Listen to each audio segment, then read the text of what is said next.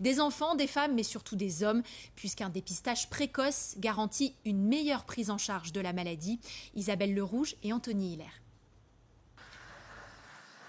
Sur le pied de guerre, près de 200 personnes marchent pour la prévention des cancers masculins. Je fais régulièrement des examens parce qu'effectivement, je suis concerné, pas maintenant, mais on ne sait jamais. Donc, je fais régulièrement des examens de façon à prévenir au plus tôt la maladie. À vélo, pour les plus jeunes, avec des cannes pour les plus aguerris, les participants effectuent le circuit de 5 km en un peu moins d'une heure. Je ne regrette pas d'avoir fait la marche. C'était un petit peu long. J'ai l'impression d'avoir fait 15 km. Je ne suis pas habitué.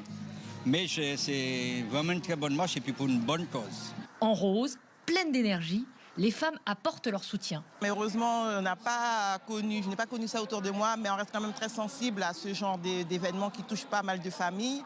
Et on sait très bien que c'est tout près aussi. Novembre ou Movember, le mois consacré au cancer au masculin. En Guyane, près de 70 patients sont détectés chaque année. Par pudeur ou méconnaissance, souvent à des stades avancés de la maladie.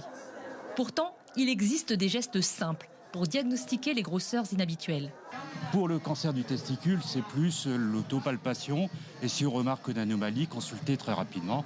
Et après, on fera des échographies, etc. Idem pour le cancer de la prostate, le plus courant chez les hommes. Il y a un examen simple qui est le toucher rectal. Voilà, c'est pas forcément très agréable, mais ça dure 1 minute. Voilà. En Guyane, comme ailleurs, le sujet des cancers masculins est encore trop tabou. Le cancer masculin, en fait, c'est les appareils sexuels qui sont touchés. Donc, vous savez, c'est un petit peu compliqué d'en parler. C'est encore un petit peu tabou. Mais bon, on pense qu'au fur et à mesure que nous mettrons des actions en place, les tabous vont tomber, les langues vont se délier et on va pouvoir avancer.